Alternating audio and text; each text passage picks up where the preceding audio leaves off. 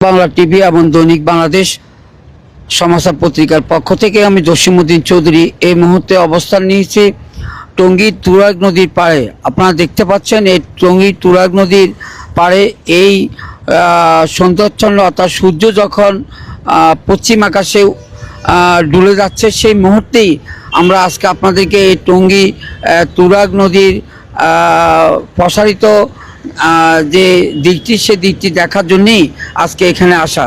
সম্মিলিত কাজ আপনারা জেনে থাকবেন এই টঙ্গী তুরাগ নদী একটি ঐতিহ্যবাহী নদী। এই তুরাগ নদীকে নিয়ে আসলে টঙ্গীর শিল্পাঞ্চল গড়ে ওঠে। যুগে যুগে মানুষ শিল্পাঞ্চল এবং এই তুরাগ নদীর পাশেই মানুষের কোনো এক সময় গণবসতি ছিল। সেই কাল থেকে এই তুরাগ নদীর বিশ্বের দরবারে পরিচিতি। আর একটি কথা না বললেই নয়, আপনারা জেনে থাকবেন এই তুরাগ নদীর পাড়েই বিশ্ব ইজতেমার ঐতিহাসিক ময়দান। সেই ইজতেমায় সারা বিশ্বের মুসলমান একত্রিত হয়ে তারা মহান আল্লাহ সান্নিধ্য পাওয়ার জন্য আল্লাহকে সান্নিধ্য পাওয়ার জন্য এবং খুব নিকটতম জায়গায় এসে তারা দেশ বিদেশ থেকে তারা এখানে এসে জামাতে নামাজ আদায় করে আল্লাহর নিকট প্রার্থনা করেন। সেই পবিত্র স্থানে এই তুরাগ নদীর পাড়। আমি যদি আপনাদেরকে একটু এই তুরাগ নদীর পাড়ের এই দৃশ্যটি একটু দেখাতে যাই, আপনারা দেখে থাকবেন। আর নদী মাতৃক আমাদের এই বাংলাদেশ বর্তমান সরকার নদীতে রক্ষা করার জন্য বহু পদক্ষেপ হাতে নিয়েছেন। আমরা যতটুকু জানি বাংলাদেশের প্রধান কর্ণধার জনাব তারেক রহমান খাল কাটা শুরু করেছেন এবং নদী রক্ষণাবেক্ষণের জন্য উনি বিভিন্ন স্তরে বিভিন্নভাবে উনি কর্মসূচি প্রত্যয় করেছেন এবং আমরা দেখে এসেছি সাবেক প্রেসিডেন্ট জিয়াউর রহমান দেশের উন্নয়নের জন্য, কৃষকের উন্নয়নের জন্য যে ধরনের কাজ করে বিশ্বখ্যাতি অর্জন করেছেন, সেই কাজের ধারাবাহিকতা আজকের বাংলাদেশের এই সফল রাষ্ট্রনায়ক তারেক রহমানও সেই কৃষকদের অর্থনৈতিক এবং রাষ্ট্রের বিভিন্ন দিক অবলোকন করে তিনি আবার খাল কাটা শুরু করেছেন।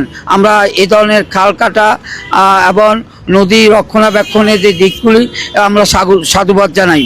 আমরা আপনাদের কাছে আরেকটু কথা বলে আসতেছি, সে বলে রাখার চেষ্টা করি, সেটি হলো নদী বাঁচলে কৃষক বাঁচবে।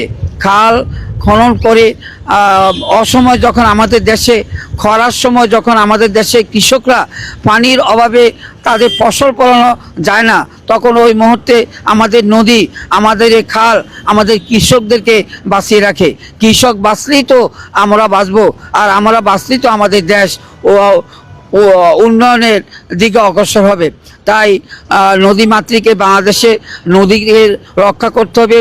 যে যে জায়গায় নদী দখলকৃত, সরকারি নদী দখলকৃত জায়গা আছে, সেই দখলকৃত নদীকে পুনরুদ্ধার করতে হবে।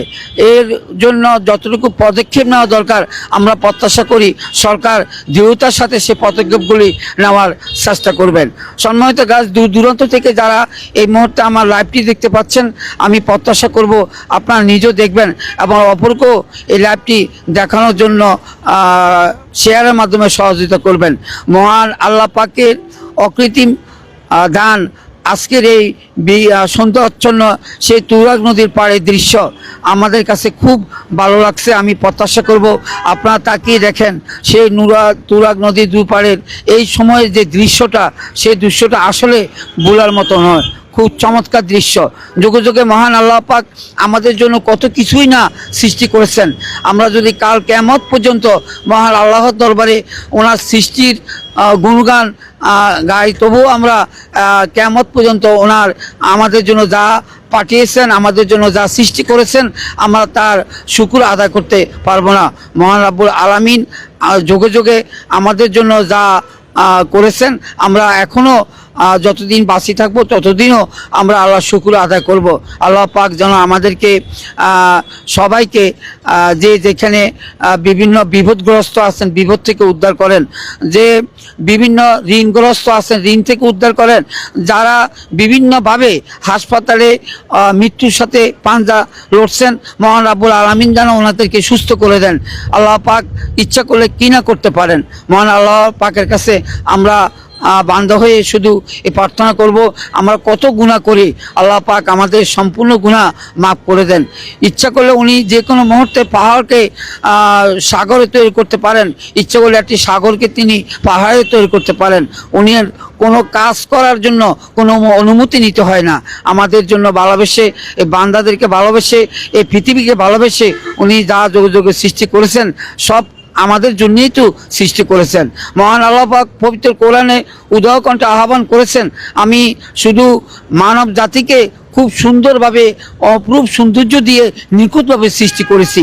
সেই মানব জাতি হিসেবে আমাদের জন্ম, আমরা যেন মহান আল্লাহর গুণগান গাইতে পারি। সম্মানিত গাইজ, আবার কোনো এক সময় নতুন কোনো দর্শনে নতুন কোনো দৃশ্য নিয়ে আপনাদের মাঝে আসার চেষ্টা করব।